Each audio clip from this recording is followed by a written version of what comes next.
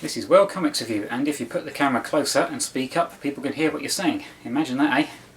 Anyway, a few days ago it was the Shitennoji book sale, so I got a little bit, and a little bit more, and then the next day it was closing, so I thought I'd go and have a quick browse and not buy anything, so I only got that much.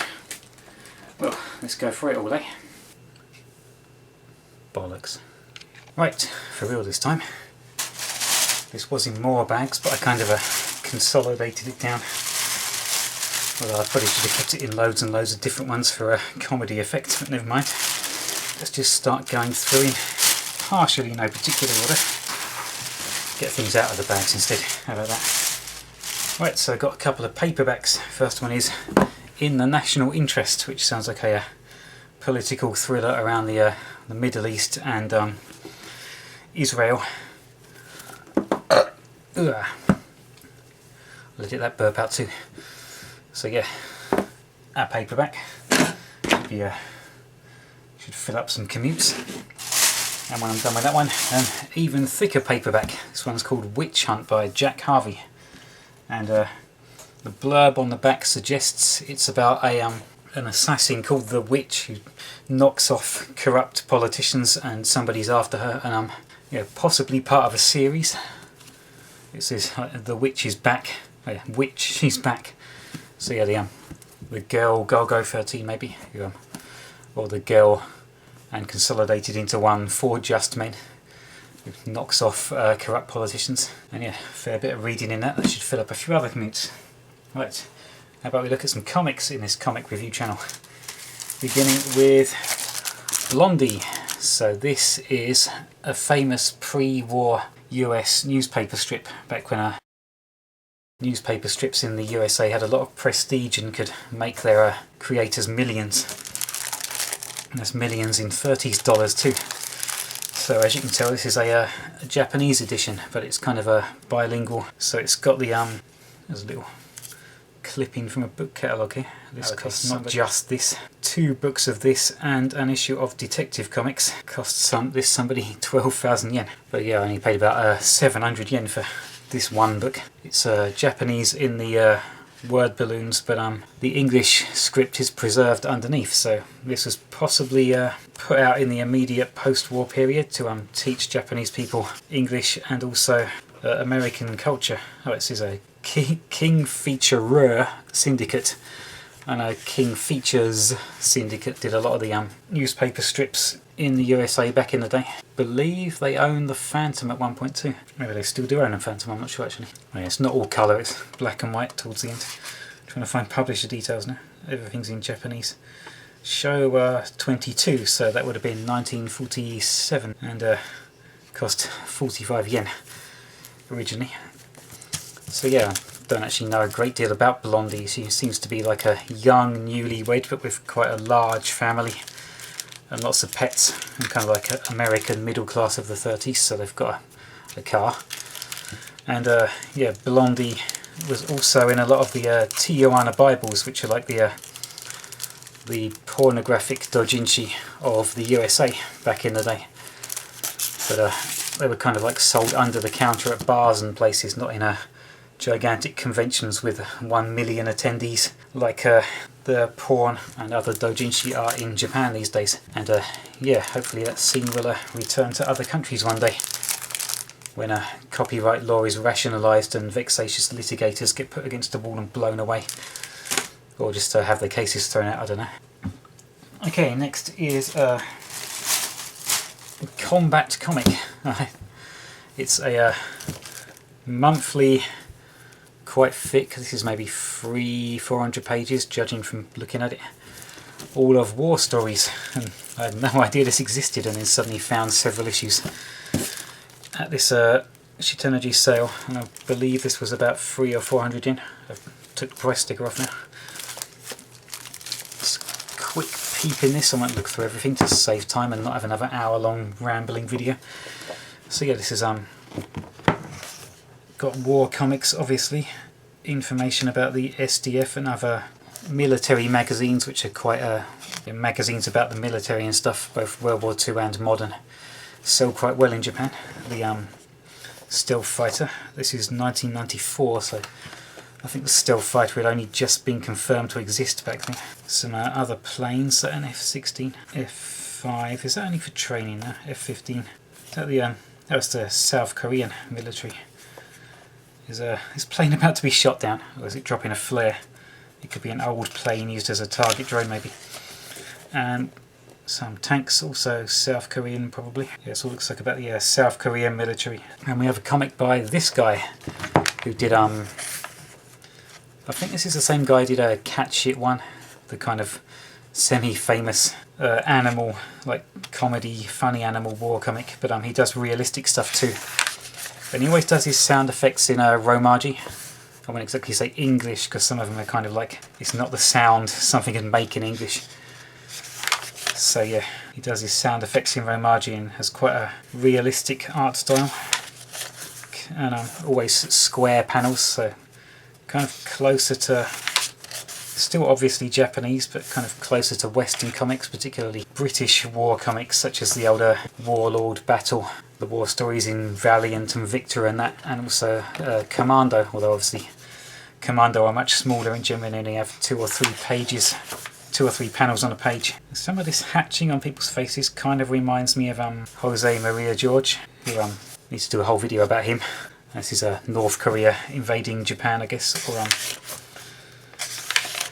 else restarting the Korean War, which technically never ended actually. Yes, it's a robot. Is it the Steel Commando? And this is what do you call it? The Expo. Was it in Italy in that year? And each pavilion had these kind of like central details. Maybe anyway. I remember it on Blue Peter. And Blue Peter ran a competition to have the one in the British pavilion. Some other. This looks like Mangazine, the like American-made manga magazine. It looks like the artwork that was in that. So there are a lot of furry stuff. This looks like an early furry story, but without furries. Skip.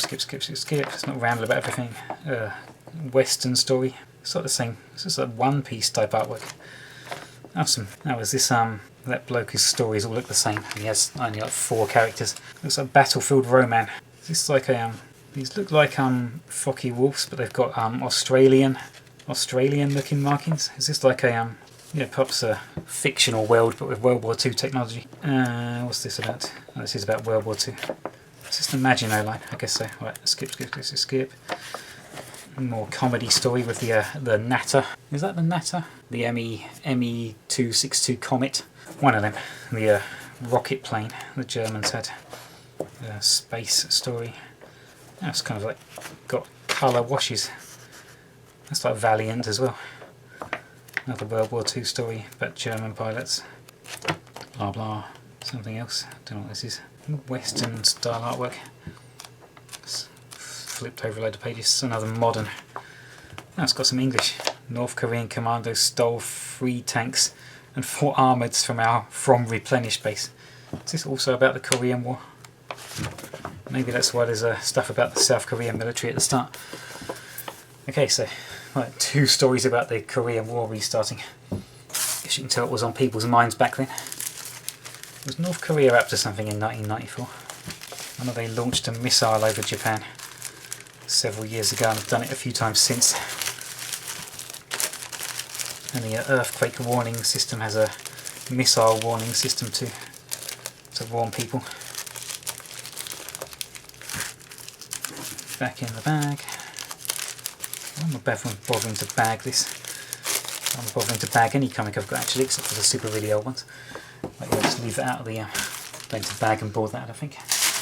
Right, anyway, so I was going through the after I finished my main browse, I was kind of coming back and the sale was winding down, and there were some boxes with sort of just old ukiyo-e prints and posters and stuff in, little scrolls and things of writing on to put in. And it was in a similar box last time that I found all those Chinese comics I did.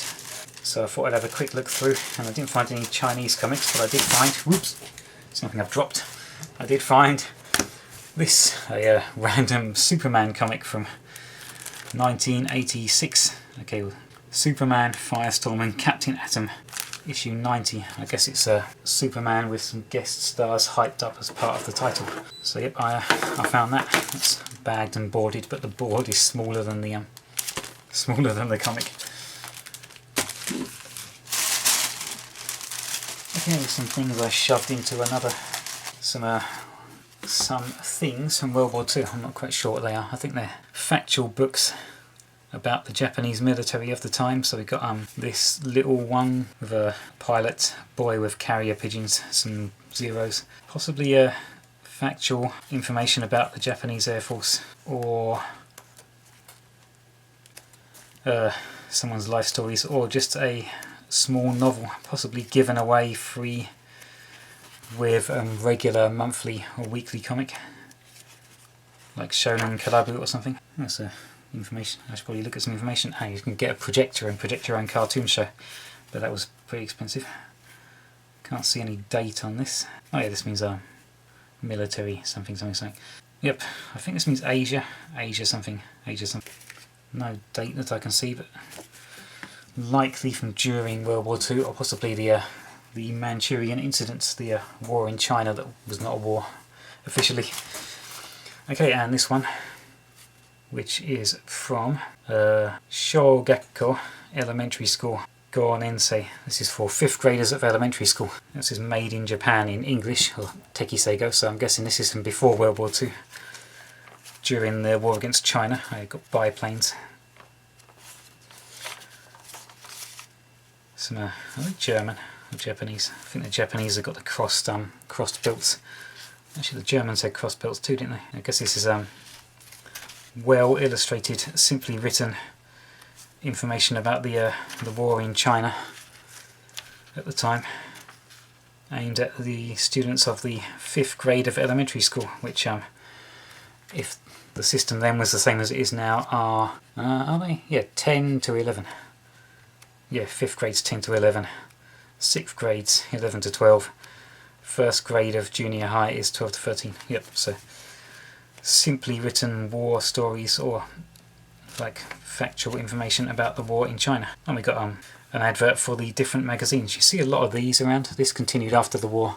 It's like Ichinensei, Ninensei, Sannensei, Yonensei, Gonensei, Rokunensei. So magazines aimed at each grade of elementary school. I guess these are preschool ones.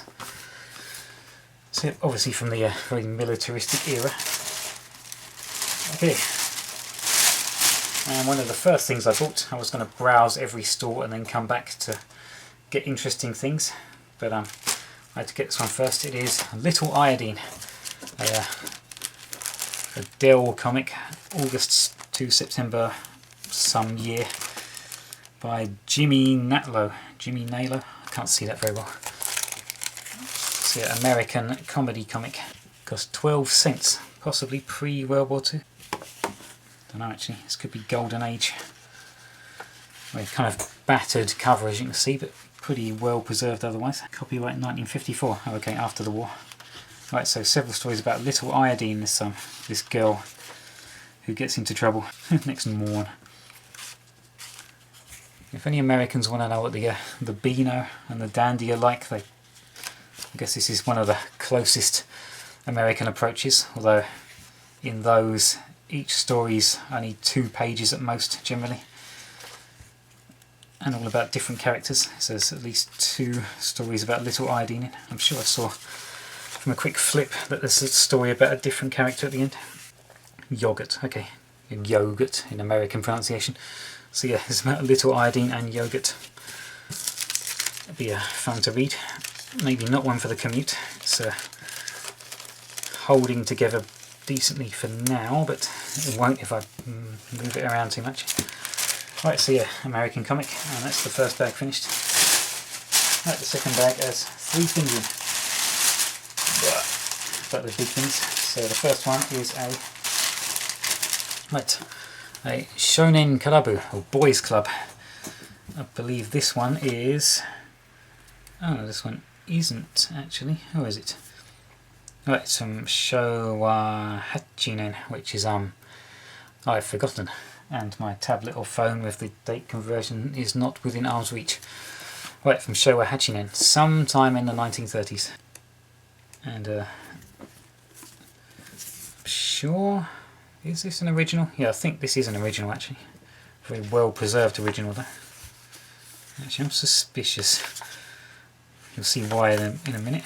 Why I'm suspicious, but yep, if it is original, it's extremely well preserved. These fold out contents page with a carp streamer on Norakura, which suggests this is the May issue because that's when they have the used to be the Boys Festival, now it's the Children's Festival with the carp streamers put on buildings and over rivers and stuff. Oh yeah, Gogatsu. This is the May issue of Shonen Karabu from sometime in the 30s. Some stories about warships. Suspect the Russo-Japanese War. And I've got biplanes too, the war against China maybe. Some profiles of military leaders and other such people. Some guys in gas masks. A kind of well illustrated story here. Whoop. What did I say about not wow? Anyway, very simple text and lots of pictures. Basic sequential art kind of thing. Some probably another story about the war in China. Or, a lot of these Japanese things had a lot of like factual war reporting written up like stories with illustrations rather than photos. So until I can read more Japanese, I can't tell which ones are actually fictional war stories and which ones are the real thing. There's one in another Shonen Karabu I've got in the UK called the Malay Tiger, which I assumed was like a adventure story serial about somebody in Malaysia, and it, like, only recently I found out it was actually a real person's life story, and they made a movie about it too. Inevitable samurai story, and some comic strips, and one comic strip. Okay, some more kind of sequential art. It's a boy being found by some sailors. I guess the boy found a spy. And another more kind of a sequential art story, another samurai story, blah blah blah. What's this? Pictures made on an Etch-a-Sketch. Etch-a-Sketch exists back then? I don't think so. Right, more samurai stuff, more adventure stories about spies and things. Comic strips, Norakuro. Historical. Is this about Florence Nightingale? Possibly. Some blue pages. The forerunner of the Shonen Jump with different coloured paper stock. Okay, some air rifles, sports equipment, sort of adverts in these things. These long lists of kanji, are these like names of subscribers or something? I didn't mind printing names. That cost 500 yen from a Shiorin. Very, very suspicious about this. Okay, and I'm suspicious because... Wait a minute. Okay, right. No, yeah. Right, now I'm pretty sure this was the facsimile from 1970, because the same store had loads of these. And some of them had a little note down here saying copyright 1970, so yeah, facsimiles, so yeah, this is not an original. Pretty sure about that now, because I have this far... Well, actually not very far, more battered example. This one cost 2,000 yen, so it's more original. And I just realised these are stuck on. These are not part of the cover art, these are stickers. Okay. And so is that actually. Right. Some kid back in the day stuck stickers on. But anyway, these facsimiles are very, very accurate with the same kind of paper stock and binding. And even like the fold out adverts and inserts and things are on the same kind of paper stock as they would have been. And I know that because I have some originals too. Like this with the fold out stuff. Paper stock's slightly different because it's printed in colour. So this is an original Shonen Karabu from Showa Yonen. So yeah, Showa 1 was 1926. No, yeah, Showa 1 was 1926, so yeah, this is 1929. Right. No, 1930. Yes, right. Okay, that's some mathematics. Okay, another fold out with some photos. of things. Home of the big red apple, Habersham County, Georgia. Some Japanese tourists in the USA. Don't know. Yes, anyway, another Shonen Karabu from 1930. So similar content to that one I just looked at. Oops. Big lily pond. Oh, bajillion apples. A rifle shooting contest in samurai times. Is this pre-Edo period when they had firearms in Japan? Or maybe Meiji era, just after the Edo period. Here's a boy on those gigantic lily pads, which I think are in London somewhere, making a miniature garden model diorama thingy. Some kids in their garden, back when houses in Japan had gardens. Let's not go through everything, it's going to take ages. This is already over 20 minutes. Right, quick flick. Some stories, some more stories. Ooh, a little colour supplement about the military, inevitably. Building a bridge. Is this places the Japanese Empire had already conquered? Is this World War One actually? That's World War One. So about Germany or Britain by Samuro Kato. Japan was, I think it's France actually, I think it's a French tank, yeah. Japan was on Britain's side in World War One, but obviously by 1930 was a lot more friendly with Germany. This is about Russo-Japanese War. These are definitely Japanese with the red cap bands. Building a bridge, yep. Some little colour supplement. Right, some story about Native Americans maybe. Okay, some old wise man. This is about Native Americans. So Western story. It's about the Chinese actually. Oh, they've got the pigtails, right. Story about the Chinese, okay. A story set in the West with clowns. Something. There's only comic strips in this one. A sailing story. Inevitable samurai story. Another inevitable samurai story. Oh, here's some comic strips. This is about a demon. The devil causing some trouble. They put the devil on a kite, make him fly. Okay. What is that? It's a giant robotic swan. Some manta ray with teeth. Another story set in the West. More samurai. More samurai. More samurai, or ninja this time. Ninja used swords too, you know. Yes, right, an issue of Shonen Karabu, published by Kodansha in Tokyo, Japan. English language copyright was required in the United States at the time. Right, and now the really interesting thing. Speed this video up. Okay, this is Fuku-chan, Japanese Children in Comics, issue number 1, landscape format, and as you can tell this is in English by Yuichi Yokoyama, published by the Takara Club, and this has a letter in the front addressed to the Allied Occupation Forces, published in April 1946, and they keep calling him Fuku-chan of the comics. So yes, this is a, I guess, a charity to improve the lives of children in a bombed out and shortage of everything Japan. This publisher translated Fuku-chan into English and aimed to sell it to the occupying soldiers, who would hopefully take it back to America and Britain and introduce Fuku-chan to their children there, and then eventually lead to Japanese comics being widely published in the West. And it only took about another 40 years for them to reach America. A bit faster for France and Italy, I believe. So anyway, we've got the Japanese at the sides, but in the style of Japanese comics of the time, it's entirely katakana, which is easier to read if you can already speak Japanese, but if you're trying to learn, it makes it much more difficult because Japanese has a bajillion homophones. And yeah, this is translated into the American English of the 1940s, so gee, it's straight, ain't it? Too bad. I'm trying to speak American. Dialogue-free comics that can be understood by anybody. Yes, ma'am.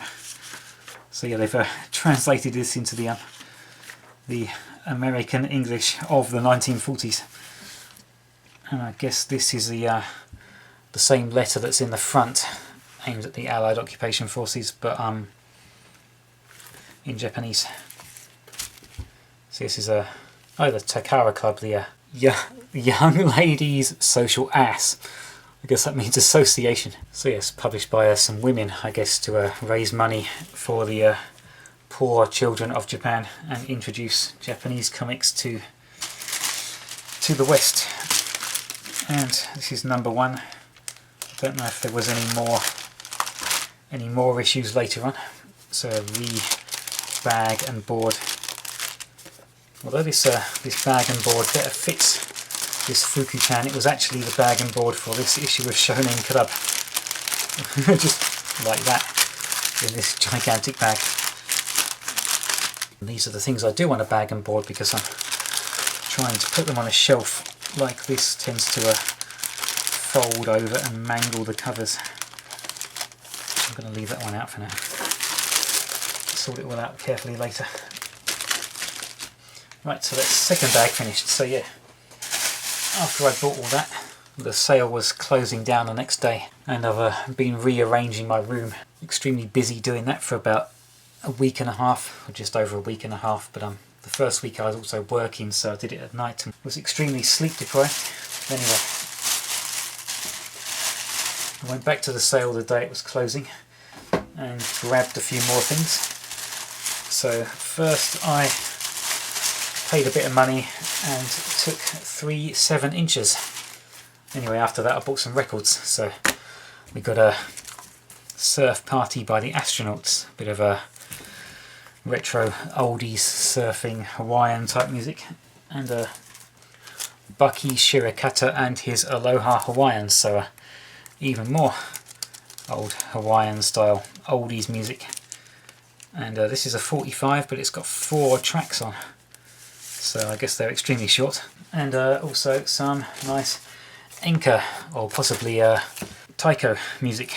And yeah, I buy these based on how cute the girl on the cover is. So yep, that's about the size of it. Right, now we've got this, which was given away with an issue of the Shufu no Tomo, which roughly is like the housewife's friend, and in 1933.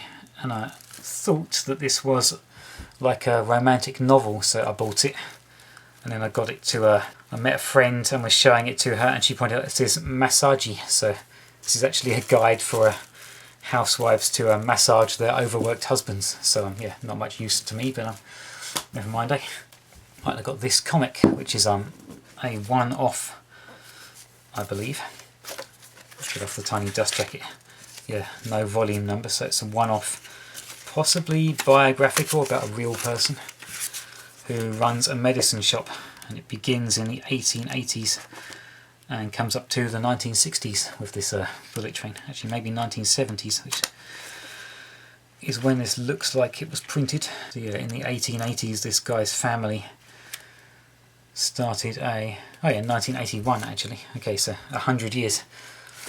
So yeah, it covers 100 years of this family's life. They started a small medicine shop somewhere in 1880 something, and 1884, and I guess this jumps up to 1982. So yeah, about 100 years of their medicine shop. Probably autobiographical, well, not autobiographical obviously, but biographical and factual maybe. Should look more into that at some point and do a video about that.